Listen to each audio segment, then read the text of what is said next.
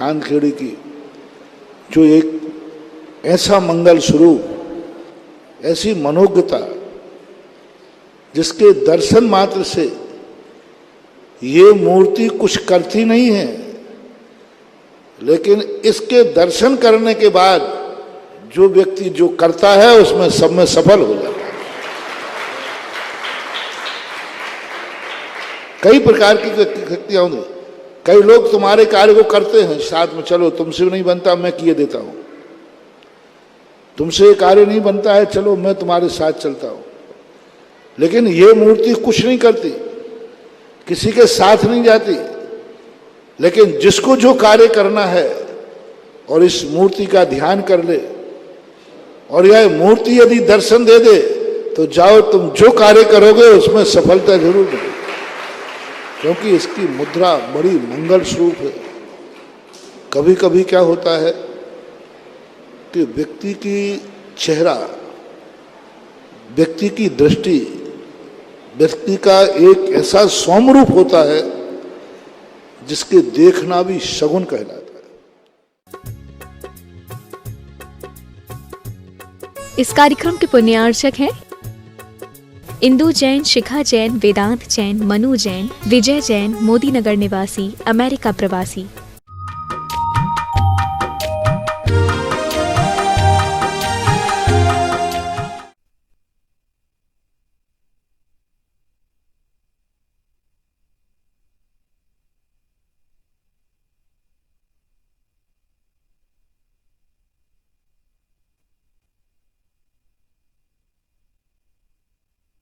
अनेक परीक्षणा स्वाध्याय विलयम श्री काव्यश्रम।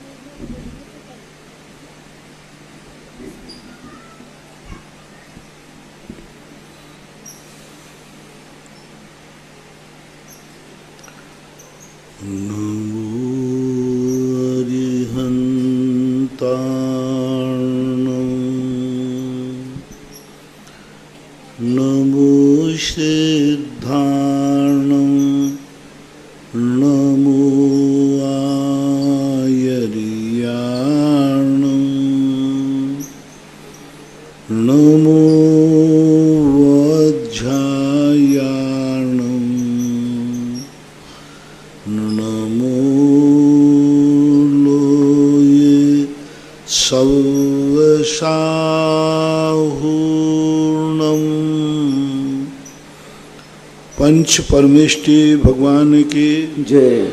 आचार्य श्री गुरुवर कुंद कुंद महाराज की जय। आचार्य श्री गुरुवर विद्यासागर जी महाराज की जय। परम पूज्य निर्यापक श्रमण मुनि श्री सुधा सागर जी महाराज की जय। ललित जी जैन, वर्धमान मार्बल बांसवाड़ा। गुरुवर नमोस्तु। महाराज जी, इनकी जिज्ञासा है कि जो वार्षिक जलसा होता है पर्युषण पर्व के बाद में, उसका क्या महत्व है? वार्षिक जलसा जो पर्युषण के बाद होता है, विमान जी वगैरह निकलते हैं, कल बताया था, कल हमने जिज्ञासा पूछी भी थी किसी ने, दोपहर में भी बताया था, जो आपके यूट्यूब पर पहुंच चुका होगा, और कल जिज्ञासा में ही बताया था। आज पारस चैनल पे बता रहे हो कि सुबह दिखा दिया गया। कोई भी चीज़ होती है, कोई भी चीज़ में एक एक चीज़ में शक्ति एक की होती है। जब अनेक शक्तियाँ मिल जाती हैं तो वही शक्ति पावरफुल हो जाती है। एक एक लकड़ी को कोई भी तोड़ सकता है, लेकिन तिनके तिनके का भी यदि गट्ठा बांध दिया जाए तो नहीं टूटता। ऐसे ही भक्तियाँ भी, जब स्वयं की अकेली भक्ति काम नहीं करे तो सामूहिक भक्ति करना चाहिए। लोग यही तो सबसे बड़ी चूक कर रहे। सामूहिक पाप तो करते हैं, सामूहिक व्यापार तो करते हैं, सामूहिक आरंभ परिग्रह करते हैं। सामूहिक आरंभ करेंगे, एक साथ 100 लोगों का भोजन बनेगा, एक साथ 100 लोग बैठ के भोजन करेंगे, एक साथ 100-200 लोग बारात में इकट्ठे जाकर खाएंगे, इकट्ठे जाकर सब कार्य करेंगे। घूमने जाएंगे तो पूरे परिवार के साथ घूमने जाएंगे। संसार के कितने कार्य हैं जो तुम लोग सामूहिक करते हो। उसी प्रकार धार्मिक कार्यक्रम भी सामूहिक करना चाहिए। कभी कभी अभिषेक भी सामूहिक करो विद परिवार, कभी कभी पूजा भी सामूहिक करो विद परिवार, विद समाज, विद रिश्तेदार, सब जितने भी हैं सबको मिलाकर करो। कभी कभी जाप भी सामूहिक दो, सब पूरा परिवार एक साथ बैठ के 1.25 लाख जाप करेगा, 10,000 जाप करेगा, सब लोग मिलकर के सब लोग एक साथ। अलग माला फेरना अलग चीज है, उसका पावर अलग है। सब सामूहिक फेरेंगे माला एक साथ। 108 मालाएं सामूहिक नियम कर दिया परिवार में, अपनी अपनी मालाएं तो फेर ली। अब सब लोग मिलकर के अपन 108 मालाएं फेरेंगे, 1008 मालाएं, सब एक साथ बैठेंगे, एक साथ फेरेंगे। उसकी ताकत अलग होती है। स्वाध्याय अलग अलग करते हैं, सामूहिक स्वाध्याय करेंगे। भक्तांबर पढ़ते हैं आप लोग, कभी कभी सामूहिक भक्तांबर किया करो, पूरा परिवार बैठे सामूहिक। कभी बड़े रिश्तेदार वगैरह आए, जब तुम्हारे शादी ब्याह आदि किसी कार्य में, तो कहना देखो आप सब कार्य तो करेंगे, अपन एक साथ बड़ी मुश्किल में इकट्ठे हुए हैं, चलो अपन सब पूरी बारात की बारात 1 घंटे एक बार भक्तांबर पाठ करते हैं सामूहिक। आए बारात में हो, वैसे तो तुम्हें इकट्ठे हो नहीं पाओगे। उन सब बारातों में 1 घंटे का कार्यक्रम रखो कि सभी पूरे बाराती जितने आए हैं सब सामूहिक रूप से एक भक्तांबर पाठ करेंगे। एक बार भक्तांबर 20-25 मिनट लगेंगे, आध घंटे लगेगा, लेकिन सामूहिक भक्तांबर, सामूहिक पूजा, जितने धार्मिक कार्यक्रम हैं आप गृहस्थों के लिए खास तौर पर सामूहिक करना चाहिए, क्योंकि आपको संसार के सामूहिक कार्यक्रम करना ही पड़ते हैं। उसी प्रकार से ये वार्षिक महोत्सव आदि जो हैं, ये सामूहिक शक्तियों को अपने लिए तो सारी दुनिया करती है, अपने लिए तो सारी दुनिया करती है, लेकिन सबके लिए करना नहीं, अपन सब मिलकर करते हैं, उसका एक बहुत बड़ा प्रभाव पड़ता है। एक साथ सारा भारत, एक साथ सभी मंदिरों में एक साथ भक्तांबर पाठ हो, एक साथ सभी मंदिरों में। जैसे नरेंद्र मोदी ने जब वो कोरोना का हुआ था ना, सब इतने बज के इतने मिनट पर सब घंटी बजाएंगे, कोई साधारण शक्ति नहीं थी। एक साथ पूरे भारत ने मिलकर के एक दिशा में टारगेट दिया, एक तरफ लक्ष्य दिया, कोरोना को शांत करने के लिए। एक साथ सबकी रेंज कहाँ थी? 5 मिनट के लिए थी वो, लेकिन 5 मिनट की ऑल इंडिया पूरे भारत के लोगों का एक ही टारगेट था और उसका प्रभाव पड़ा है, ऐसी बात नहीं है। सारा विश्व का ये एग्जैक्ट पोल था कि जिस दिन कोरोना भारत में प्रवेश कर जाएगा भारत तबाह हो जाएगा। भारत कंट्रोल नहीं कर सकता, ना इनके पास मेडिसिन है, ना इनके पास अस्पताल हैं, और जो इनकी गरीबों की बस्तियों में गया तो ये कंट्रोल ही नहीं होगा। एक के बाद, क्योंकि ऐसी हमारे यहाँ की बस्तियां बिल्कुल सघन हैं, पुरानी बस्तियां देखो, हो ही नहीं सकता। सारा विश्व का एग्जैक्ट पोल यही घोषणा करता था। और आज देखो, सबसे विश्व के अंदर सबसे कम कोरोना में क्षति हुई है तो भारत में हुई है। सबसे कम क्षति मानते थे अमेरिका में, और सबसे ज्यादा क्षति हुई अमेरिका। तो ऐसी बात नहीं है। पुण्य इसको अदृश्य भी बोलते हैं, धर्म इसका दूसरा नाम अदृश्य भी है। ये अपनी एनर्जी तुम्हें घोषणा करके नहीं देता, लेकिन देता है। तो सामूहिक चीज़ों का एक बहुत बड़ा प्रभाव पड़ता है। कभी भी हो, आप लोग गृहस्थ हैं, जितने इकट्ठे हो सको, पूजा आप करते हो करो। कभी माँ बेटे भी पूजा मिलके किया करो, कभी पति पत्नी मिलकर के भी पूजा किया करो, कभी दोनों भाई मिलकर के भी पूजा किया करो, कभी भाई बहन मिलकर के भी पूजा किया करो, कभी 2 ब्याही जी मिलकर के भी पूजा किया करो। कुछ ना जो धर्म कार्य हैं, माला फेरते हो, रिश्तेदार है, चलो ब्याही जी अपन आज मंदिर में दोनों मिलकर के माला फेरेंगे, 2 की ताकत डबल हो जाएगी। दोनों परिवारों की शांति के लिए एक एक व्यक्ति फेरता, उतनी ताकत नहीं थी, लेकिन दोनों मिलकर करके एक लक्ष्य के लिए फेरी। करना चाहिए। शालिनी जैन इंदौर, गुरुवर नमोस्तु। महाराज जी की जिज्ञासा है, क्या श्रावक लोग अपने बैठक अब आप में देखो, ये 3 बार प्रश्न हो चुका। अब तीनों बार तीनों विषय अलग अलग हो गए। दोपहर का अलग था, शाम का अलग था, और आज तो अभी और अलग। और अलग हो गया।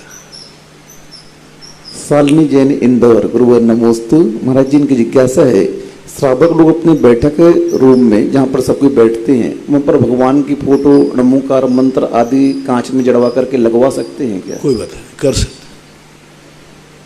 राजेंद्र जैन मेरठ, गुरुवर नमोस्तु। महाराज जी की जिज्ञासा है कि श्रावक सामायिक में क्या करे?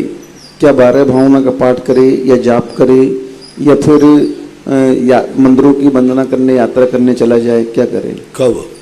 सामायिक के समय। सामायिक के समय के 2 उल्लेख मिलते हैं।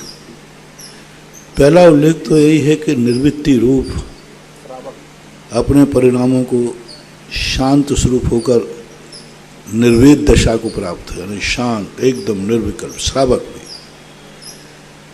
दूसरे नंबर पर पूज्यवर वसुनंदी महाराज जी ने जाप का उल्लेख किया कि पंच परमेष्टि भगवान की चिंतन करें, स्मरण करें, और जाप को भी उसके अंदर लिया है। कुछ प्रकीर्णक आचार्यों ने पाठों को और तीर्थ वंदना को भी समाहित किया है, लेकिन ये प्रकीर्णक आचार्यों का है। समंतभद्र महाराज इस बात को स्वीकार नहीं करते। समंतभद्र महाराज कहते हैं कि नहीं, एक निश्चित समय के लिए निश्चित स्थान पर नियत आसन पर बैठने का नाम ही सामायिक है। उन्होंने परिभाषा मुँह रोह मुट्ठी बासो, मुट्ठी बांधना, कपड़े बांधना, चोटिया बांधना, इतने काल के लिए मैं एक स्थान पर एक आसन से बैठता हूँ, समस्त सामर्थ्य और आरंभ का त्याग करके। तो प्राचीन परंपरा तो यही है। बाद में धीरे धीरे आचार्यों ने गृहस्थों को पाठ के रूप में भी लिया है। वंदना यदि सिद्ध क्षेत्र आदि की वंदना कर रहे हो और सामयिक काल है तो वो मौन रह करके वंदना करेगा, ऐसा भी उल्लेख मिलता है।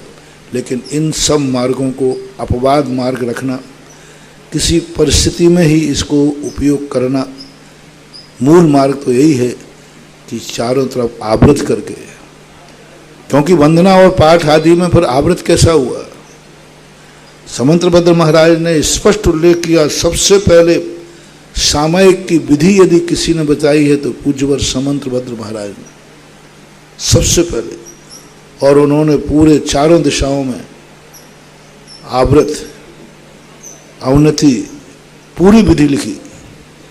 चारों दिशाओं में आवृत लिखा है, अवनति लिखी है, सब लिखा है। ये सब बता रहा है कि उतनी देर के लिए वह सब कुछ भूल करके एक क्षेत्र पर एक आसन से बैठता है।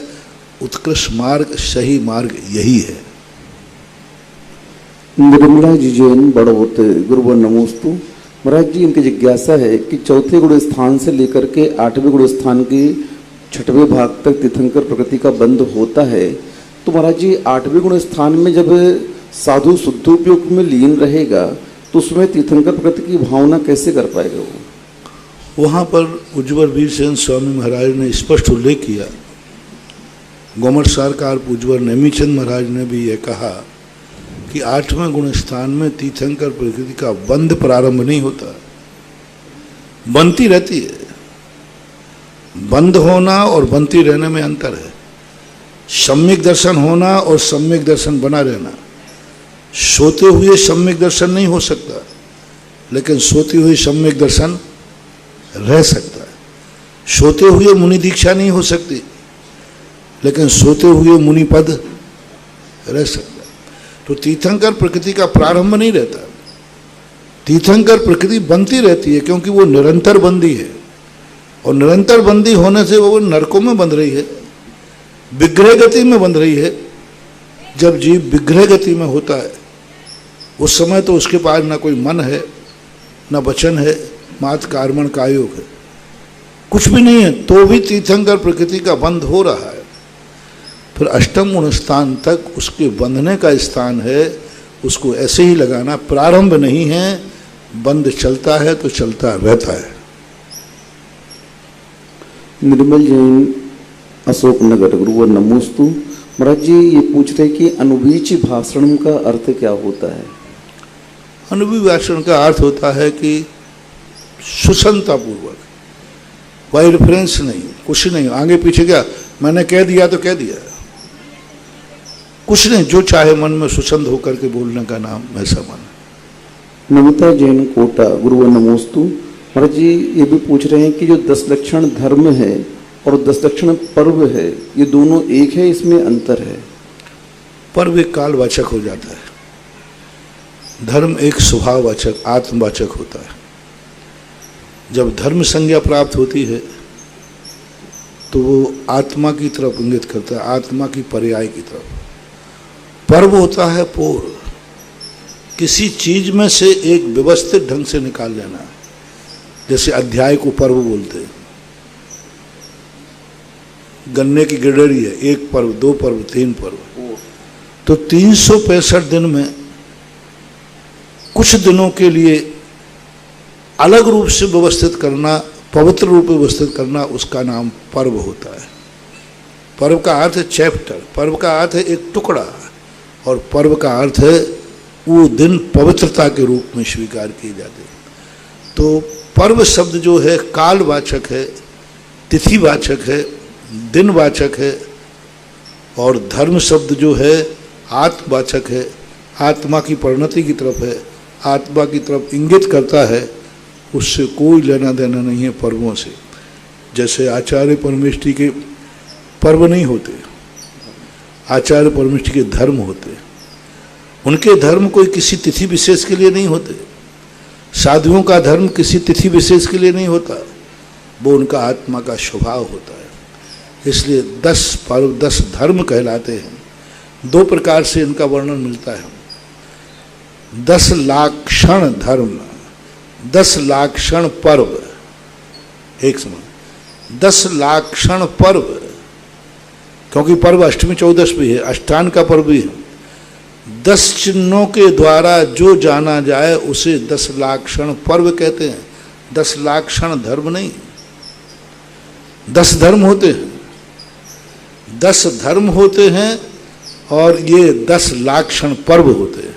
जब ये धर्म पर्व की तरफ इंगित करें तो यही धर्म लक्षण बन जाते हैं, और जब यही धर्म जब अपने आप में स्वभाव की तरफ, आत्मा की तरफ आते हैं तो ये 10 धर्म कहलाते हैं। हमारे शास्त्रों में जहाँ पर साधुओं को कहा गया तो 10 लाक्षण धर्म नहीं कहा गया, 10 धर्म कहा गया। आचार्य परमेष्ठी के मूल गुण गिने आप तो उसमें 10 लाक्षण धर्म नहीं आएगा, क्या आएगा? 10 धर्म, 10 धर्म आएंगे। 10 धर्म कहना और 10 लाक्षण कहना। जब पर्व कहेंगे तो कहेंगे 10 लाक्षण पर्व, 10 धर्मों के नाम से जाने जाते उस 10 लाक्षण पर्व। और जब आचार्य उपाध्याय साधु के लिए अपन करेंगे तो 10 धर्म कहलाते हैं, ऐसा मानना चाहिए। विनीता जैन भोपाल, गुरुवर नमोस्तु। महाराज जी ये कह रहे हैं कि आपने प्रवचन में कहा था कि एक बार जो रिश्ते बना लिए जाते हैं उनको छोड़ना नहीं चाहिए, लेकिन महाराज जी गृहस्थ आश्रम में बहुत सारी ऐसी समस्याएं सामने आती हैं, जैसे पति सप्तव्यसनी निकला, मारपीट कर रहा है, तो अब उससे रिश्ते कैसे बना सकते हैं हम? वो तो छोड़ना पड़ेगा। रिश्ता बनाए बिना तुम जी सकते होते तो रिश्ते बनाने की जरूरत ही क्या पड़े? क्या होती और आप यदि उस रिश्ते के बिना जी सकते हो तो तोड़ दो, 1 मिनट लगना। कौन कहता बना के चलो? लेकिन कहीं ऐसा ना हो जाए कि उस रिश्ते बनाने में ज्यादा क्लेश नहीं था, रिश्ते तोड़ने के बाद। एक व्यक्ति व्यसनी था थोड़ा सा, तो झगड़ा होता था, तो महाराज मेरा मन करता है कि हम इनको छोड़ दें। तनातनी हुई, मैंने कहा देखो छोड़ने में देख लो, छोड़ने के बाद तुम रह सकोगे? दुनिया की जो टहने हैं, उलाहने हैं, टॉर्चर है, वो सुन सकोगे?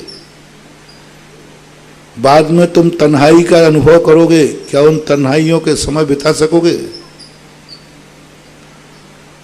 तूने कहा हाँ बिता लेंगे।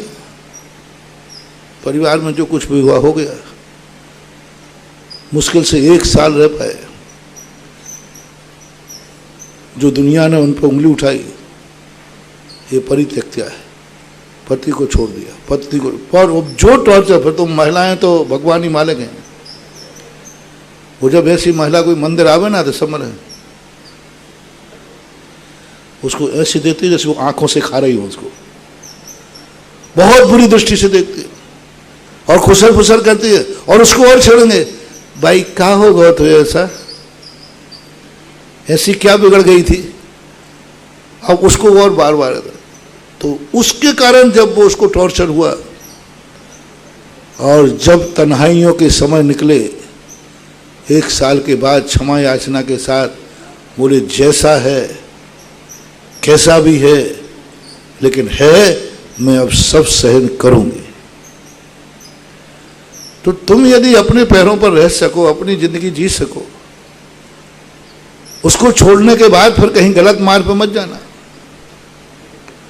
उसको छोड़ने के बाद कहीं इससे गलत मार्ग नहीं हो जाए, इससे ज्यादा क्लेश नहीं हो जाए, ये फैसला आपको खुद करना है।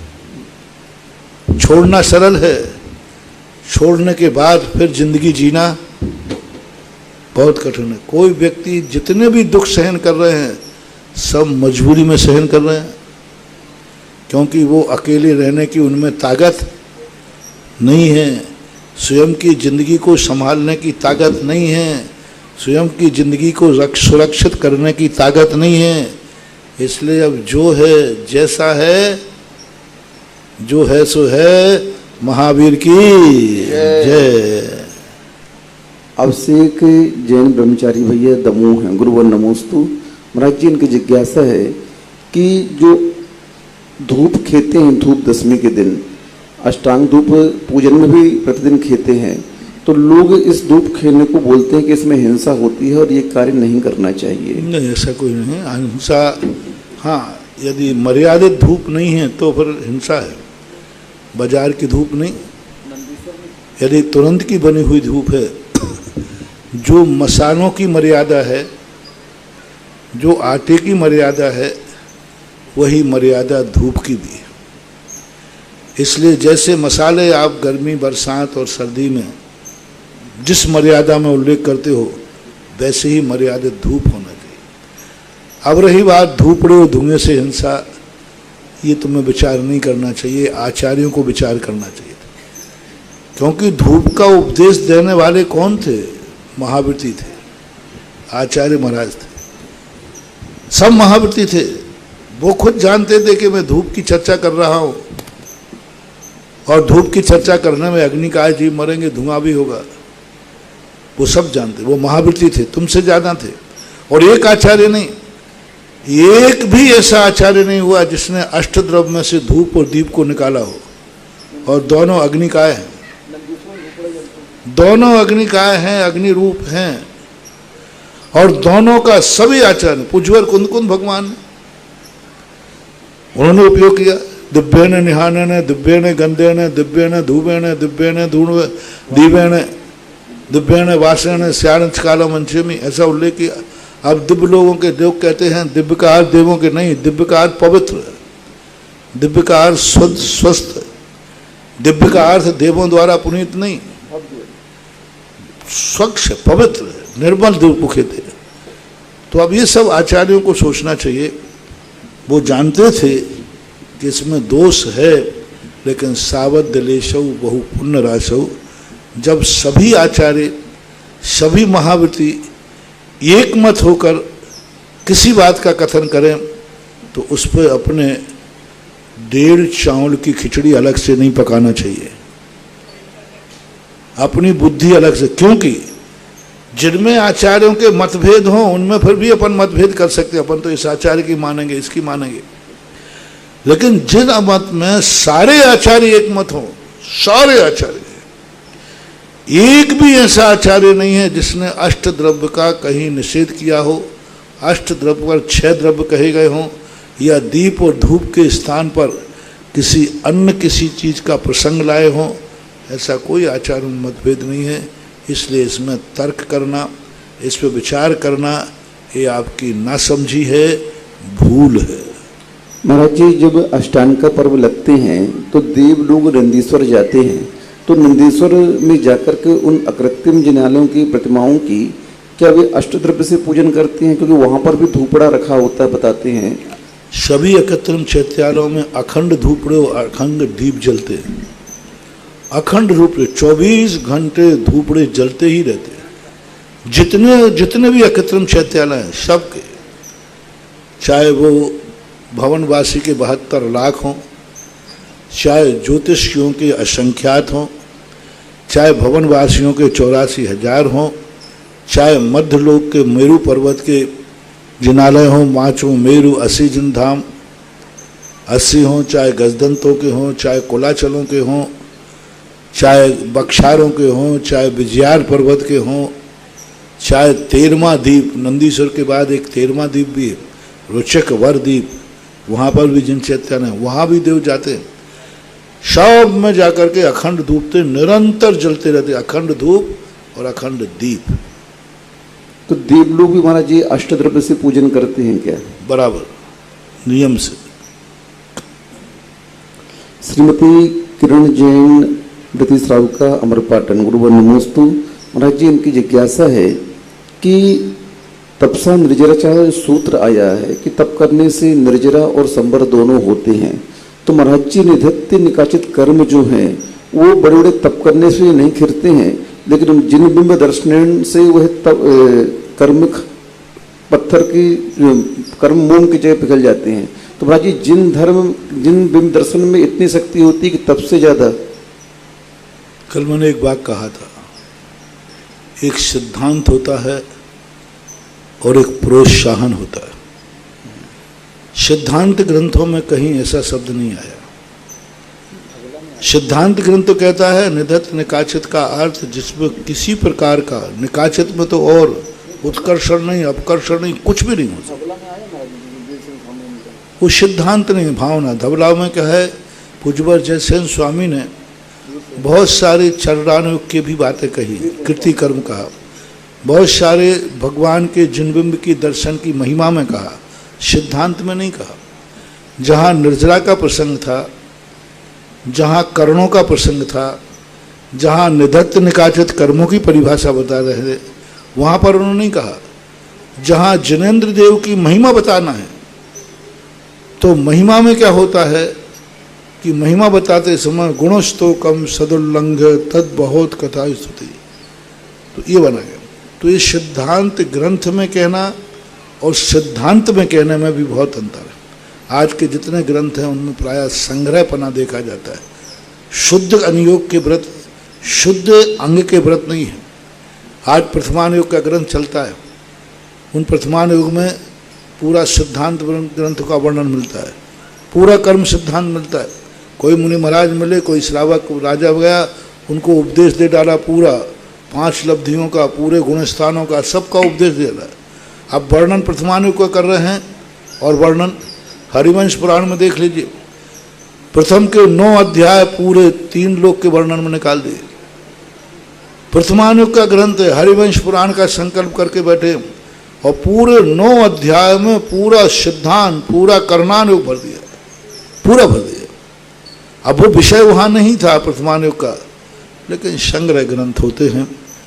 सिद्धांत ग्रंथ और सिद्धांत की बात, तो ये सब कहा गया है भक्ति के रूप में, उसके रूप में, सिद्धांत नहीं।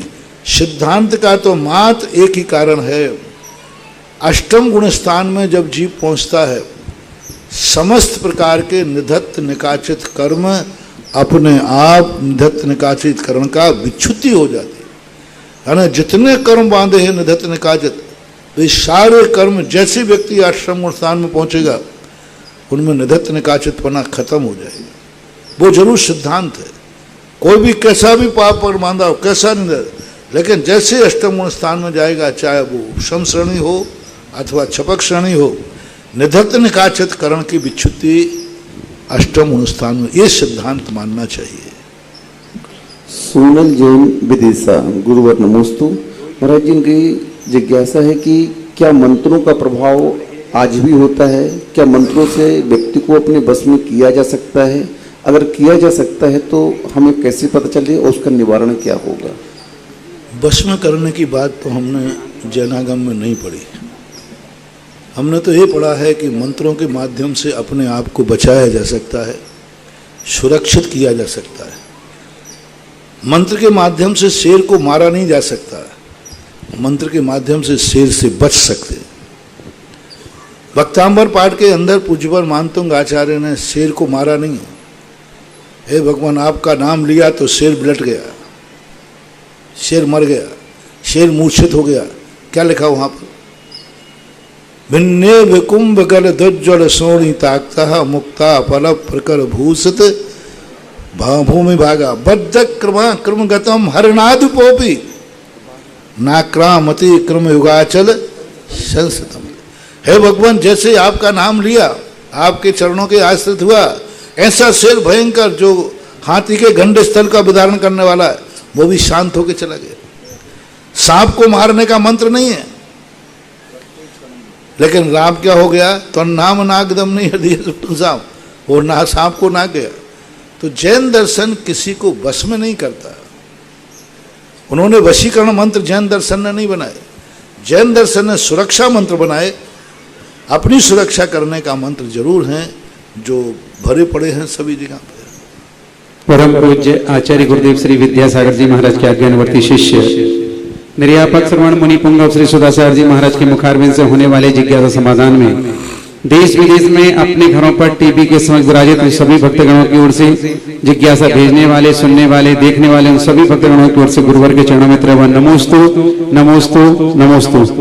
विगत दिनों में होने वाले तत्व सूत्र में 10 चढ़ाने के साथ ब्रह्मचारी सरिता दीदी, उषा दीदी, रामबाबू, जम्बू कुमार जैन सांगोद, एक नाम है अर्चना सन्मत कुमार जैन, शांति धारा जिन्होंने बड़े बाबा की शांति धारा की थी, चक्रवर्ती विवाह के उपलक्ष्य में शांति धारा करने आए थे, श्रीमान मुकेश, मोहित, मधुर, ममता, अनिकेत, गोयल परिवार गुना। इन्होंने अपने बेटे की शादी अभी दीपावली के बाद होनी, लेकिन पहले ही बड़े बाबा की शांति धारा 1 कलश 21 श्रीफल में करने का स्वागत किया, प्राप्त किया। पधारे पूज महाराज का मंगल आशीष ने क्षेत्र कमेटी उनको सम्मानित करना चाहेगी। और एक शांति धारा निर्मल, कनकमाला, नीलेश, रेखा, धर्मेश, रीना, ईशांत, गर्विक, अक्षत, हिता, धारण से कथा से जैन रामगंज मंडी, इन्होंने भी बड़े बाबा की शांति धारा के लिए पधारेंगे पूरे परिवार के साथ। क्षेत्र कमेटी के अध्यक्ष, मंत्री, कोषाध्यक्ष उनको सम्मानित करेंगे। आप तालियों की अनुमोदना के साथ उनका स्वागत करेंगे। भूकर में शिला विराजमान करने का सौभाग्य जिन्होंने प्राप्त किया, 5 शिला श्रीमान रजत, स्वाति, सुनीता, आशा, पुष्पाबाई जैन मोदी परिवार, 5 शिला श्रीमती कुंती जैन, कैलाश चंद जी, अरविंद, संजय, रविंद्र, जयेश, अंकित, राहुल, अभिषेक, शालू, आविक, गौरव जैन विदिशा, 5 शिला ताराचंद जी जैन, कमल, संजय, सुनीता, विजय, शुभम, मानसी, अभिलाषा विदिशा, 5 शिला श्रीमती कमला देवी, महेंद्र कुमार, हर्षित, गुलाबपुरा भीलवाड़ा, 5 शिला श्रीमती निर्मला, पुत्र किशन, श्रीमती प्रीति, दिशांत, स्नेहल, सिंगल परिवार शिवपुर कला, 5 शिला तनु जैन, पुष्पेन जैन, रेशु जैन, पलक परेश सपरिवार डिंडोरी, 5 श्री कपिल जैन, 5 शिला अंशु जैन, पुत्री सौजन्य, शशि जैन कोटा, 5 शिला धीरेन्द्र सहाय, स्मिता बेन सहाय परिवार अमेरिका बड़ौदा। भक्तांबर विधान में असीमकालीन में जिन्होंने अपने असीमकालीन भक्तांबर 51,000 रुपए की राशि में विधान लिखाने का स्वागत किया है, वो परिवार हमारे बीच में। लालचंद जी, संजय, कविता, संयम, दुगेरिया परिवार कोटा, दूसरा नाम लालचंद जी, मनोज, मीनू, अक्षत, धारण से दुगेरिया परिवार मोड़, निर्मल कुमार, नीलेश, धर्मेश, एरांस, गार्विक, हितार, कनकमाला, रेखा, दोतला परिवार का दान थे, जिन्होंने अलमता भक्ति पूर्वक मुनिश्री को आहार भी कराया था। ऐसे परिवार ने 3 भक्तांबर विधान भी साथ में लिखा। एक बार जोरदार तालियां। अगला भक्तांबर विधान महेंद्र प्रसाद जैन, विकास, वरुण, समस्या परिवार कोटा। एक विधान ब्रह्मचारिणी मुन्नी दीदी बंडा, कमलेश कुमार, चेतन, दर्शन, दीक्षा, श्रीमती ममता, विभूति, दिवांग, अक्षलब्धि सपरिवार होंडा जिला सागर। एक विधान असीमकालीन राजेश, नेहा, सेजल, दर्शित, ध्रुव, शतभैया परिवार, अशोक कुमार, नानी जी, सहराई तहसील, मंगौली जिला मध्य प्रदेश। इस प्रकार से सभी भक्तों ने अपनी भावनाओं को सिद्ध किया है। जिज्ञासा के लिए मैं आमंत्रित कर रहा हूं, माइक लेकर के तैयार रहेंगे अंकित जैन विदिशा और तैयार रहे शुभांगी जैन। नमोस्तु महाराज जी, आपकी आज्ञा हो तो 10 सेकंड की 2 लाइन बोलना चाहता हूँ। तुम्ही से ज्ञान का दीपक जला है, तुम्ही से ही घनघोर अंधेरा टला है। तुम जो नहीं गुरु जी कुछ भी नहीं है, हमें रास्तों की जरूरत नहीं है, हमें तेरे चरणों के निशान मिल गए। नमोस्तु महाराज जी। महाराज जी मेरी जिज्ञासा ये है कि महाराज जी भक्तांबर जी के 5वें कड़े में सोहम तथापि सब भक्ति वशान मुनीषा आया है, तो उसका क्या अर्थ है महाराज जी? मिर्गी मतलब अपने उसको लड़ाने के, हम अपने उसमें भगवान से कैसे लड़ सकते हैं? मतलब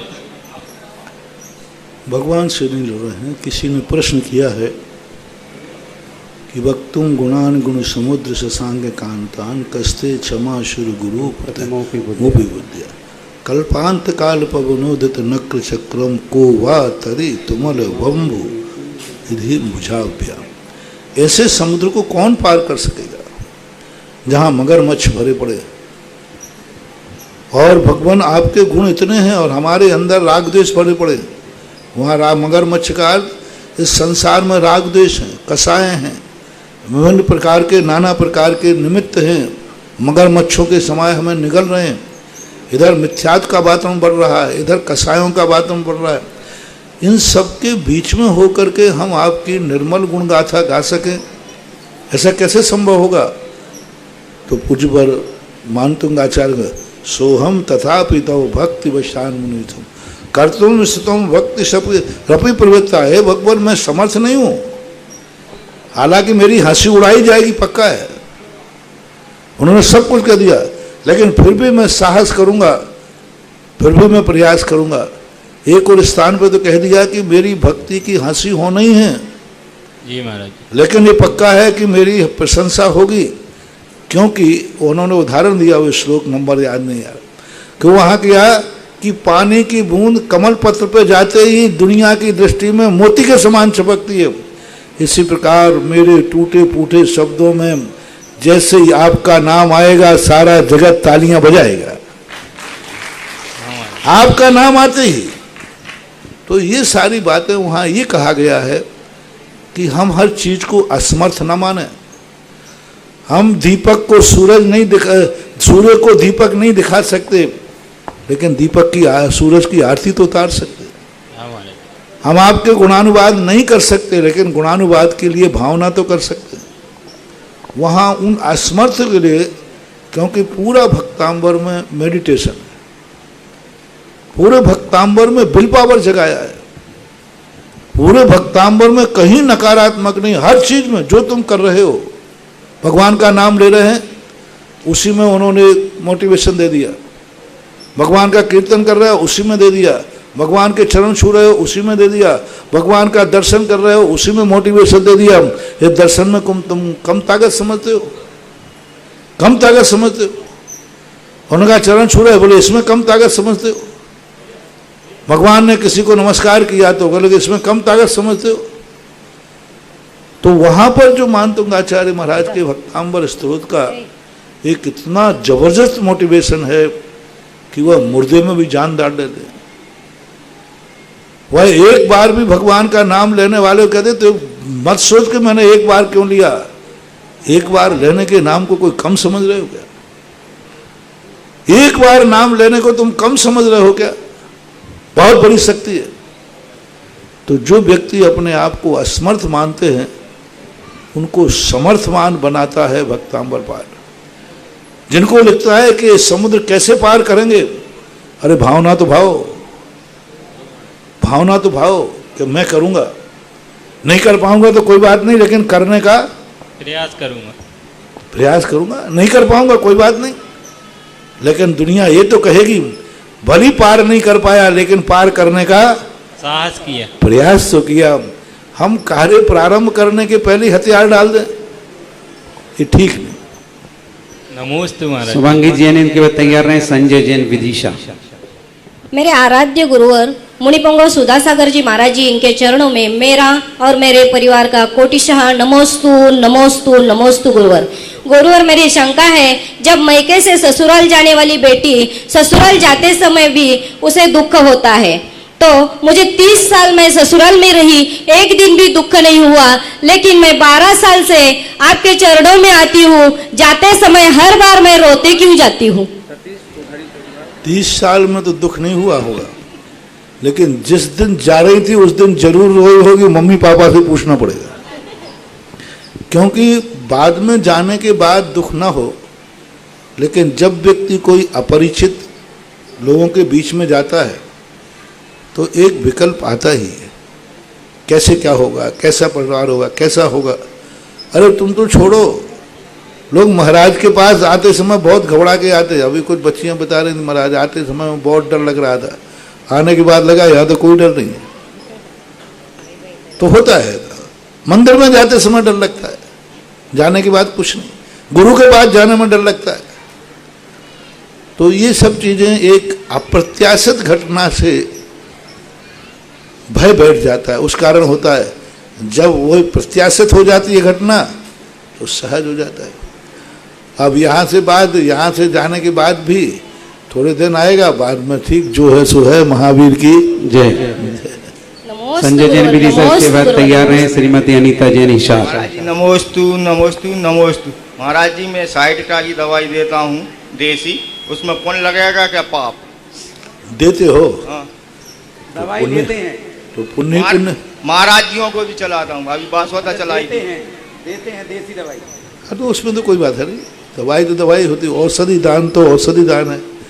औषधि दान देने वाले के लिए अपने आप में निरोगता का बंध होता है।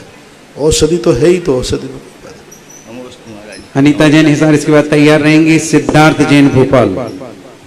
मेरे गुरुदेव के चरणों में त्रिबार नमोस्तु नमोस्तु नमोस्तु। हिसार जैन समाज का व मेरे परिवार का नमोस्तु नमोस्तु नमोस्तु। गुरुवर, मेरी जिज्ञासा है कि सामायिक में अगर हम एक आसन से नहीं बैठ सकते तो क्या वह हमारी सामायिक सही नहीं है? और दूसरा प्रश्न ये है कि महाराज, सामायिक में क्या हम जो प्रवचन सुनते हैं गुरुओं का, उसका चिंतन कर सकते हैं, या जो हम स्वाध्याय करते हैं पूरा दिन में उसका चिंतन कर सकते हैं क्या? पहली बात तो सामायिक का हमने मूल मार्ग बताया, बैठना नहीं है और बैठ नहीं सकते, दो बातों में अंतर। हाँ जी। बैठना ही नहीं है वो दोष है, बैठ नहीं सकते वो दोष नहीं है, वो मजबूरी है। जब बैठ नहीं सकते तो व्यक्ति संलेखना के समय व्यक्ति लेटे लेटे सामायिक करता है। परिस्थितियां आ जाएं ऐसी कि बैठ नहीं सकते हैं तो लेट के भी सामायिक करते हैं। सामायिक में आसन का एक मार्ग है। अब उसमें नहीं बैठ सकते हैं तो कोई बात नहीं, आसन बदल लीजिए। नहीं बैठ सकते हैं तो अपनी सुविधा, एक सुखासन का भी प्रयोग किया है आचार्य ने। सुखासन का अर्थ है कि जिस आसन से आप 48 मिनट निकाल सकें उस आसन को ले लो, उस आसन से बैठ जाओ। मूल कारण है कि 48 मिनट तक अपनी काया को एक पोजीशन में लाना है। अब पोजीशन नहीं ला सकते हैं तो कोई बात नहीं, नंबर कम होंगे लेकिन बदल के कर लो, कोई बात नहीं, पैर बदल के कर लो। तो ये सब परिस्थितियों के ऊपर आधारित है। रही बात आपके सामायिक में चिंतन की, कुछ भी चिंतन कर सकते हैं, स्वाध्याय का भी कर सकते हैं, प्रश्नों का भी चिंतन कर सकते हैं। गृहस्थ के लिए ऐसी कोई बाधा नहीं है। मैंने अभी कहा ना कि सेकंड नंबर पर ये भी परिस्थिति है, मान लीजिए आप सम्मेद शिखर की वंदना कर रहे, अब उसी समय सामायिक का समय हो गया, सामायिक करते हैं तो वंदना पूरी नहीं हो पाएगी। ऐसी परिस्थिति में वो मौन लेकर के वंदना करते जाएंगे।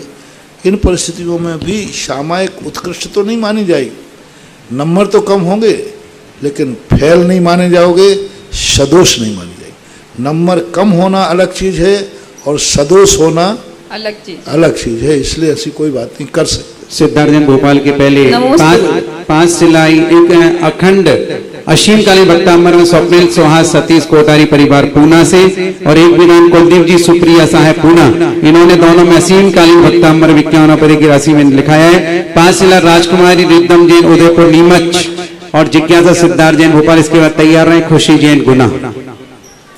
मम इष्ट गुरु जगत पूज्य मुनि पुंगव 108 श्री सुधा सागर ऋषिराज के चरणों में मेरा बारंबार नमोस्तु नमोस्तु नमोस्तु।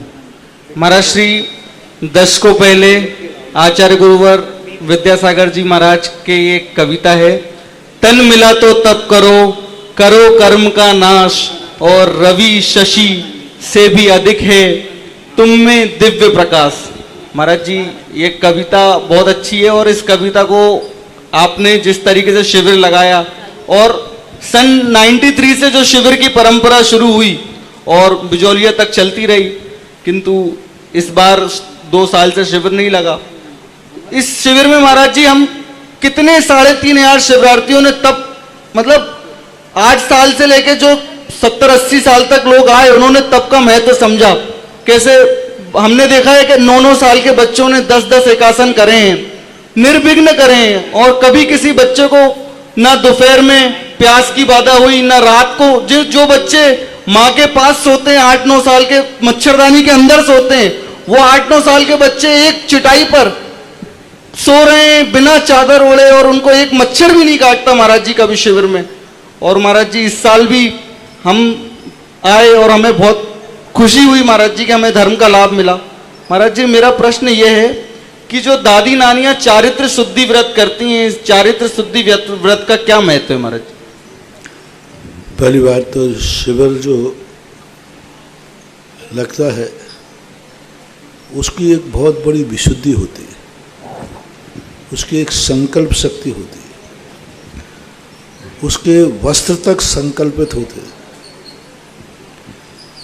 2 साल से नहीं लगा। तुमने एक बात बहुत गलत बोल दी कि इस बार आए हैं तो बड़ा अच्छा लगा, तो लोगों के अभी कल से प्रश्न आ जाएंगे, बोले हमारा आपने तो मना किया था कि शिवरार्थी नहीं आएंगे, तो आपका ये VIP जो इसको छूट दे दी। तुम 2 नंबर में आए हो, 1 नंबर में नहीं। मना करने के बाद आए हो, 1 नंबर में नहीं, अनुमति लेके नहीं आए। क्योंकि हमारे लिए तो सारे शिवरार्थी, यदि मैं मना नहीं करता तो यहाँ हजारों लोग होते। तो इसलिए ये तुम्हारा आना अच्छा लगा बुरा लगा वो तुम्हारी बात। तुम इस बार जो भी शिविर के नाम से यहाँ आए वे 2 नंबर में आए हैं, और 2 नंबर का माल तो 2 नंबर का ही होता है। और चारित्र शुद्धि व्रत के लिए क्या पूछना है महाराज जी? चारित्र शुद्धि व्रत का क्या महत्व है? चारित्र शुद्धि के लिए किया जाता है, चारित्र शुद्धि प्राप्ति के लिए। 2 अर्थ। चारित्र शुद्धि व्रत यानी मुझे शुद्ध चारित्र की प्राप्ति हो, क्योंकि चारित्र शुद्धि व्रत की जो कहानी है, कथा है, वो किसी मुनि महाराज की नहीं है। चारित्र शुद्धि व्रत की कथा एक अविरति की है, एक गृहस्थ की है, जिसके पास चारित्र ही नहीं था, प्रतिमाएं ही नहीं थी, वृत्ति ही नहीं था, उसने चारित्र शुद्धि व्रत किया जो कथा के अनुसार। तो फिर वो तो अभी चारित्र नहीं, शुद्धि क्या करेगा? तो वहाँ अर्थ ये है मुझे शुद्ध चारित्र की प्राप्ति हो, इस भावना से चारित्र शुद्धि व्रत किया जाता है। क्योंकि व्रत जो है, ये व्रत जो चारित्र शुद्धि है, ये सब आपकी गृहस्थों की कथाओं में आया है, गृहस्थों के लिए विशेष रूप से वर्णन किया गया। तो शुद्ध चारित्र की प्राप्ति हो, उस उद्देश्य से जो व्रत किया जाता है उसको चारित्र शुद्धि व्रत किया जाता है। क्योंकि हम लोगों के लिए जो चारित्र है, चारित्र में दोष लगा हो वह शुद्ध हो जाए, ऐसा कोई प्रायश्चित में कहीं नहीं लिखा। किसी प्रायश्चित ग्रंथ में नहीं लिखा कि चारित्र शुद्धि व्रत करने से जो तुमने चारित्र लिया है वह दोष लगे हैं वे दोष दूर हो जाएंगे।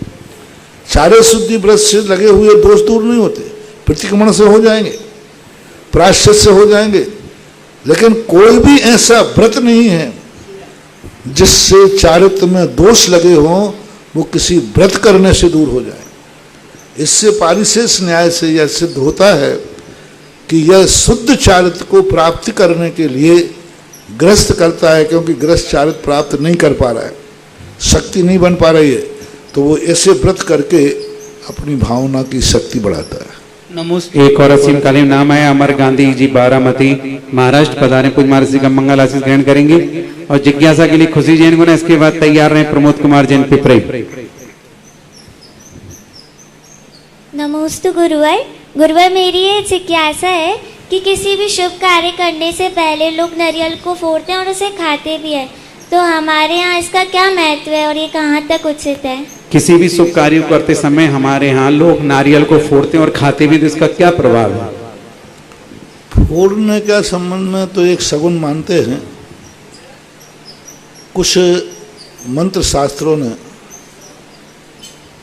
ज्योतिष आदि में श्रीफल आदि को फोड़ने का प्रावधान तो किया है, एक शगुन के रूप में आता है। चढ़ाया हुए का अलग फल है, शगुन के रूप में शुभ मानने के लिए चढ़ाया हुआ श्रीफल खाया नहीं जाता, लेकिन शगुन के रूप में फोड़ा हुआ श्रीफल की एक शगुन उठाए जाते। जैसे आप पासा फेंकते हो ना, महावीर पासावली, एक ऐसा होता है। इसी प्रकार ये नारियल फोड़ते हैं, चोखा निकलता है तो मान लिया जाएगा ये कार्य बहुत चोखा होगा। तो शगुन के रूप में जो नारियल है वो फोड़ के खाने में कोई बाधा नहीं है, मात्र शगुन है। चलिएगा प्रमोद जैन पेपर, इसके बाद तैयार हैं कनकमाला जैन रामगंज मंडी। परम पूज्य निर्यापक श्रमण मुनि पुंगव श्री सुधा सागर जी महाराज जी के चरणों में मेरा और मेरे परिवार की ओर से कोटि सा नमोस्तु नमोस्तु नमोस्तु। महाराज जी, हम लोग इस स्थिति में पढ़ते हैं, जो मैं हूँ वो भगवान है, जो मैं हूँ हे भगवान है। और आपने क्लास में समझाया था भगवान वो है, मैं हूँ। इसमें ये है कि हमेशा हमें बड़ों के गुणों का अनुकरण करना है, अपने गुण बढ़वान पे नहीं छोड़ना। ये बेटा बिल्कुल पिता की प्रतिलिपि है, ये आप लोग बोलते कि नहीं? अब उल्टा बोलो, ये बाप बेटे की प्रतिलिपि है। ये बिल्कुल बेटा पिता की उस पर गया है। अब दूसरा बोलो, ये बाप बिल्कुल पिता के उस पर, बेटे के उस पर गया है। ये शिष्य गुरु के अनुसार चल रहा है।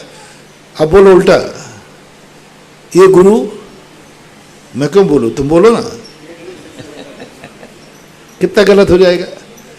तो भगवान के गुणों को प्राप्त करने के लिए कहता है भगवान जो आपने प्राप्त किया वो मैं प्राप्त कर रहा हूं। कथन तो यही आता है, लेकिन लोग अपने गुण अपने समान दुनिया को तोलना चाहते हैं, भगवान को अपने समान बनाना चाहते हैं, स्वयं भगवान के समान नहीं बनना चाहते हैं। यही उस भजन में और हमारे आचार्यों की वाणी में है। हमारे आचार्य कहते हैं मैं भगवान के समान बढ़ूंगा, और वो भजन कहता है कि भगवान तुम मेरे समान बनो, क्योंकि जो मैं हूं वही तो तुम हो। ऐसा इसमें विकास रुक जाएगा। इसमें भगवान मुझे बनना ही नहीं, जो मैं हूं वही भगवान हो, लेकिन जो तू है वह मैं हूं, तो हमें कुछ भगवान की जाति में मिलने का भाव आता है। कनकमाला जैन रामगंज मंडी, इसके बाद तैयार हैं चर्चित जैन परम मिश्रोली। पूज्य गुरुवर के चरणों में नमोस्तु नमोस्तु नमोस्तु। महाराज जी, सम्यक प्रकृति को किस प्रकार श्रद्धान करें कि हमारे चलमल अगार दोष नहीं लगे और हम सम्यक प्रकृति को दृढ़ बना चलमल सकें। दोषों को तो यही है कि हमारे लिए उनके गुणों की तरफ ध्यान देना पड़ेगा। निश्चय नहीं की तरफ जितनी तत्वदृष्टि जाएगी तो हम बचेंगे। व्यवहार में तो ये चीज़ें करना पड़ती हैं।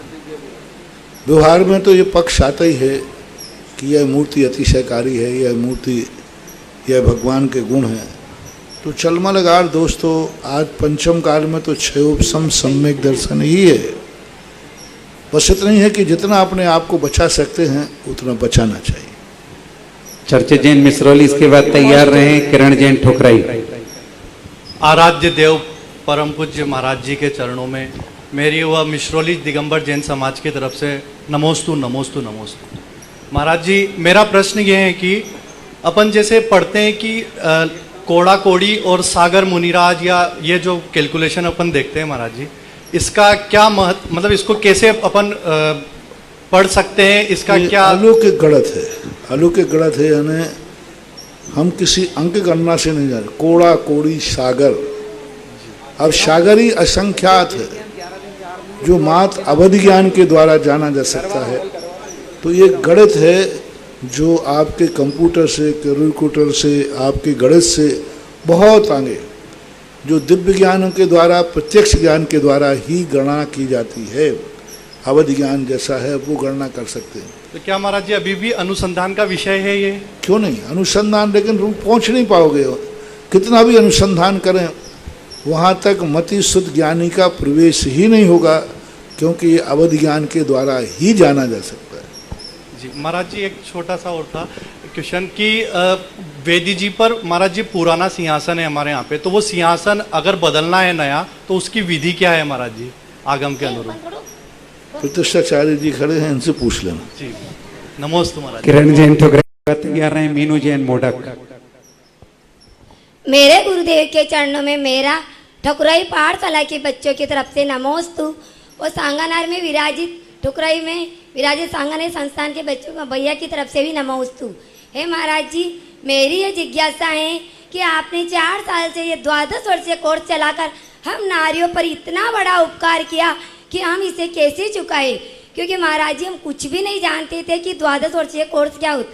सबसे पहले तो हमने रत्नकरण श्रावकाचार पढ़ा, तो मैं तो यह समझती थी कि यह तो कोई प्रतिमाधारी पढ़ता होगा, लेकिन जैसे रत्नकरण श्रावकाचार पढ़ा तो इससे हमें बहुत बड़ी शिक्षा मिली। सबसे बड़ा तो यह है कि हमें परीक्षा का भय बना रहता है, इसीलिए हम 3 साल हो गए इसे पढ़ रहे हैं सबसे। अब यह है कि रत्नकरण श्रावकाचार पढ़ा और इष्टोपदेश पढ़ा, अभी द्रव्य संग्रह पढ़ रहे हैं, तो हमें इतनी अच्छी शक्ति कैसे मिली कि व्रत उपवास और अधिक से अधिक त्याग करने की शक्ति कैसे मिली? पहली बात तो आपने कहा कि इस 12 वर्षीय कोर्स से हमारे ऊपर बहुत उपकार की आभार।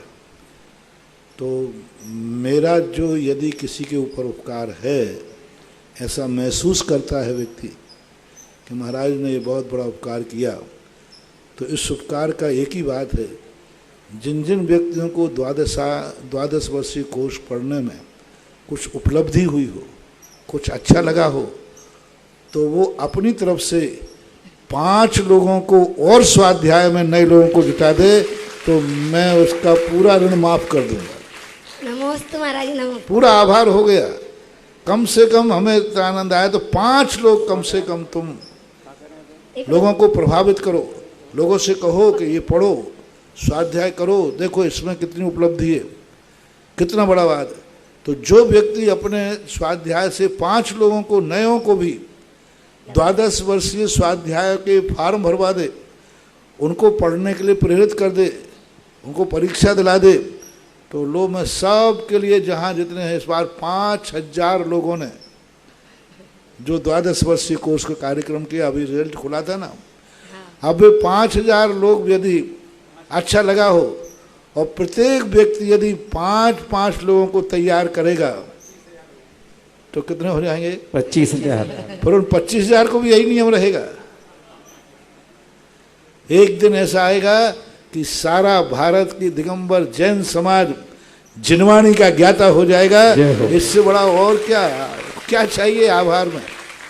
यही बहुत है। हमारा जी 5 व्यक्तियों को तैयार करके रखो। बहुत अच्छा। मीनू जैन मोडक। पाठशाला के बच्चों का प्रश्न है कि अगली कल फिर एक मिनट, दूसरे लोग बैठे हैं। महाराज जी बच्चे बार बार ये पूछते हैं कि श्रीफल को ऐसे चढ़ाए कैसे चढ़ाए, समझ नहीं पा रहे। जिस तरफ वो जटे होते हैं, भारी स्थान अपनी तरफ, अपने हाथ होते हैं, भारी स्थान होता है, ये उंगलियां होती हैं, तो ऊपर का जो छुने होते हैं वो छुए आगे की तरफ रहना चाहिए, नीचे का भाग नरियल लटकता भी ऐसे ही है। तो भारी वस्तु अपनी तरफ रखो और जो पतली वस्तु है वो आगे को रखो, वहाँ से एनर्जी आना है, अपन को एनर्जी देना नहीं है, एनर्जी लेना। मीनू जैन मोडक। नमस्ते। और तैयार हैं इसके पश्चात समता जैन बेगू। मेरे परम इष्ट गुरुदेव और मेरे परिवार के परम इष्ट गुरुदेव के चरणारविंद को मेरा मन से वचन से काहे से बारंबार नमोस्तु नमोस्तु महाराज जी। गुरुदेव, आनंद, सुख, खुशियाँ किसे कहते हैं वो आज हमने यहाँ महसूस करी है, सुना था, लेकिन आज अपने पूरे परिवार ने इसको महसूस किया है। गुरुदेव, आपका जो उपकार है हम सब जीवों के ऊपर, वो तो हम कभी चुका ही नहीं सकते, क्योंकि आपने जो प्रवचन, हम कभी शायद शास्त्र जी नहीं पढ़ पाते और पढ़ भी लेते तो एक बार में हमको समझ में नहीं आता, लेकिन आपने हमारे जो भी व्रत नियम कथाएं जो होती है और व्रत नियम दोष सब चीज़ें आपने हमको इतने सरल तरीके से बता दिया, प्रवचन में बताते हो, तो उससे हमको इतना लाभ होता है जीवन में, और वो हमारे जीवन में जल्दी से उतर भी जाते हैं, और हम शायद पढ़ते तो उतरते भी नहीं। गुरुदेव, एक ये था कि अणुव्रत और महाव्रत ये दोनों और इनका गुण स्थान में आपस में क्या संबंध है, और गुरुदेव इनको श्रावक को किस क्रम में धारण करना चाहिए, कोई विधि है क्या इसकी? गुणव्रत अणुव्रत आदि जो हैं ये विशुद्धि स्थान बढ़ाने वाली चीज़ें, इनको लेने के बाद गुण स्थान बढ़ेगा ऐसा कोई नियम नहीं है, क्योंकि अभव्य आदि भी इन व्रतों को ग्रहण कर लेता है। ये साधन है, 5 अणुव्रत 5 महाव्रत, इनको लेने के बाद ये साधन है। प्रातःकाल भी प्रवचनों में कहा था, इनके निमित्त से विशुद्धि बढ़ती है, इनके निमित्त से गुणस्थान बढ़ते हैं। बढ़े ऐसे कोई नियम नहीं। अभव्य भी अणुव्रती बन जाता है, अभव्य भी 2 प्रतिमाएं ले लेता है, अभव्य भी क्षुल्लक केलक आरिका मुनि महाराज तक बन जाता है महाव्रत लेने के बाद। तो ये साधन है, जैसे लाइट जलने पर कोई पढ़ेगा ऐसा कोई नियम नहीं है, लेकिन ये पक्का है कि बिना प्रकाश के नहीं पढ़ सकता। तो प्रकाश अलग चीज़ है। ये व्रत अणुव्रत आदि लिए बिना तो हमारा गुणस्थान नहीं बढ़ेगा, लेकिन इनको लेने के बाद जो आत्मा के अंदर एक आह्लाद भाव आता है, और इनके बाद जो हमारी निर्वृत्ति हुई, उस निर्वृत्ति के प्रति हमें अवभाग्य आता है। जैसे जो कुछ त्याग कर दिया तो बार बार ये आए, मैंने कितना पुण्य किया कि यह पाप छूट गया, यह अशुभ छूट गया, यह वस्तु छूट गई, ऐसा परिणाम जिनके मन में आ जाता है, छूट गया। और जो प्राप्त हुआ है उसके प्रति आह्लाद भाव और आगे बढ़ने का भाव आता है, तब गुणस्थान की विवक्षा बनती है। और गुणस्थान बनाने के लिए गुणस्थान कोई अलग चीज़ नहीं है, अपने परिणामों की कैटेगरी है। जैसे फर्स्ट सेकंड थर्ड होता है ना, ऐसे हमारे यहाँ 14 कैटेगरी है। इस प्रकार का परिणाम है तो यह ग्रस्त है, इस प्रकार का है तो यह है। कम से कम वो वस्तु स्वरूप को आज प्रातःकाल कहा था ना, पाप छोड़ना नहीं छोड़ना अलग चीज़ है, लेकिन पाप को जानता है। अविरत सम्यक दृष्टि और मिथ्या दृष्टि में अंतर क्या है? अविरत सम्यक दृष्टि पाप करता है, लेकिन वो जानता है कि ये पाप है। पाप को जानता हुआ कर रहा है वो सम्यक दृष्टि है। जो पाप को पाप ही नहीं जानता है वो मिथ्या दृष्टि है। पाप को पाप ही नहीं जानता वो मिथ्या दृष्टि है। इसलिए व्रत आदि अणुव्रत लेने समय वह उस स्वरूप को यदि समझ लेता है तो गुणस्थान में वृद्धि हो जाती है। महाराज जी, क्रम तो नहीं होता ना इसको व्रत लेने, मतलब नियम लेने का? नहीं, कोई वो तो अपनी शक्ति के अनुसार है। नमो शक्ति है तो एक साथ महाव्रत भी लेते हुए पाए गए नहीं है। समता जैन बेगू इसके बाद तैयार रहे, ममता जैन, तनु जैन डिंडोरी। महाराज श्री के चरणों में त्रिबार नमोस्तु नमोस्तु नमोस्तु। हे गुरुदेव, कल जो बच्चों को जयमाल पहनाई थी, उस जयमाल का क्या करना चाहिए, घर पे कहाँ रखना चाहिए, उससे क्या लाभ है? अपने आप में घर पे अपने किसी भी स्थान पर, पूज्य स्थान पर, कोई ऐसा स्थान है वहाँ लगा देते हैं, टांग देते हैं पूजा के स्थान पे आदि। कोई भी मांगलिक वस्तु का अस्तित्व 24 घंटे होता है, अधिकतम 6 माह तक होता है। 6 माह के बाद वह अपने प्रभावहीन हो जाती है। तो जा कर के टंग दीजिए, 24 घंटे कम से कम उसका अस्तित्व रहना चाहिए। और 24 घंटे के बाद टंगी है, जैसे लौंग की माला है, 5-6 महीने टंगी रहेगी, उसके बाद फिर सामान्य रूप से विसर्जित कर दो या अग्नि संस्कार कर देना चाहिए। नमोस्तु। तनु जैन, ममता जैन डिंडोरी। इसके बाद तैयार रहेंगे इंद्र जैन सांगानेर। नमोस्तु गुरुदेव, नमोस्तु। मेरे पूरे परिवार का आपके चरणों में अनंतों बार नमोस्तु। गुरुदेव, जब से आपको देखा है जगमगाया मेरा संसार है, जब से लगन लगी है आपसे हुआ मेरा बेड़ा पार है। गुरुजी नमोस्तु। आपके चरणों में मुझे 10 लक्षण में 10 उपास करने का सानिध्य प्राप्त हुआ। गुरुदेव, आपके चरणों में अनंतों बार नमोस्तु नमोस्तु। गुरुदेव, मेरी जिज्ञासा है, महाराज जी, अशुभ तेजस का पुतला निकलने पर उदाहरण तो दीपायन मुनिराज का आगम में आता है, क्या शुभ तेजस पुतले का कोई उदाहरण आगम में आता है क्या? समाधान दीजिए। आगम में कोई अलग से शुभ तेजस का कोई उल्लेख देखने में नहीं आया। और न ही ऐसा कोई उदाहरण वर्तमान युग में देखने में आया। लेकिन शुभ तेजस होता है या सिद्धांत है, उदाहरण तो नहीं आया। जी महाराज जी, नमोस्तु महाराज जी। लक्षिता और मोक्षा वो भी तैयार रहेंगे। नमोस्तु महाराज जी, मेरी ओर से और मेरे परिवार की ओर से और निंदौर की समाज की ओर से नमोस्तु महाराज जी, नमोस्तु नमोस्तु। महाराज जी, मैं 1234 के व्रत करती हूँ, जिसमें 16 कारण या 10 लक्षण व्रत बांटते हैं, तो उसमें भी व्रत कर सकते हैं महाराज जी। यदि आपका 16 कारण और 10 लक्षण व्रत का भी नियम नहीं है, इनके व्रतों को नहीं लिया है, तो फिर आप कर सकते हैं, कोई बाधा नहीं। नमोस्तु महाराज जी, नमोस्तु। इंद्र जैन सांगानेर। नमोस्तु महाराज जी। श्री दिगंबर जैन श्रवण संस्कृति संस्थान सांगानेर, सकल दिगंबर जैन समाज मंडला एवं सारोला की ओर से आपकी श्री चरणों में त्रिवार नमोस्तु। महाराज जी, मेरा जिज्ञासा ये है, जो आचार्य का एक हाइको है, जोड़ो न जोड़ो, जोड़ा छोड़ो, जोड़ो तो वे जोड़ जोड़ो, अर्थात इसका क्या अर्थ हुआ? जोड़ो न जोड़ो, जोड़ो न जोड़ो, जोड़ा छोड़ो, जोड़ो तो बेजोड़ जोड़ो। ठीक है, यानी उन्होंने कहना है कि जोड़ा ना जोड़ो, यानी जिसमें हमें जोड़ लगाना पड़े, गांठ बांधना पड़े, वेल्डिंग करना पड़े, जो जोड़ अलग से दिखता हो, ऐसा मत जोड़ो। जोड़ा ना जोड़ो, जोड़ा यानी दुत्त होकर के मत जोड़ो। और अंत में क्या कहा उन्होंने? जोड़ो तो बेजोड़ जोड़ो। जोड़ो तो बेजोड़ जोड़ो, जो जोड़े के बाद फिर बिखरे नहीं, यानी तादात्म्य संबंध की ओर, संश्लेष और संयोग संबंधों को निषेध करके तादात्म्य संबंध की उससे संबंध जोड़ो जो एक बार जुड़ने के बाद फिर वो टूटना नहीं चाहिए। ऐसे संबंध क्या जिनकी गांठ लगी है कोई भी तोड़ दे।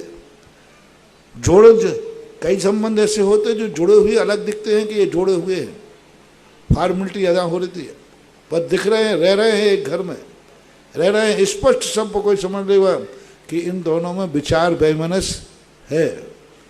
तो इस प्रकार का भाव कि ऐसे जोड़ मत बनाओ जिसमें जोड़ दिखते हों, और ऐसे जोड़ जोड़ो कि जो बेजोड़ हो। बेजोड़ का अर्थ जो कभी जोड़ा नहीं गया हो, ऐसा जोड़ो। यानी संसार के जितने संबंध हैं वे अनंतों बार जोड़ चुके, परमार्थ से ऐसा संबंध जोड़ो जो बेजोड़ हो, दुनिया में कहीं आज तक जोड़ा नहीं गया। नमोस्तु महाराज जी, नमोस्तु महाराज जी। लक्षिता और मोक्षा अंतिम जिज्ञासा।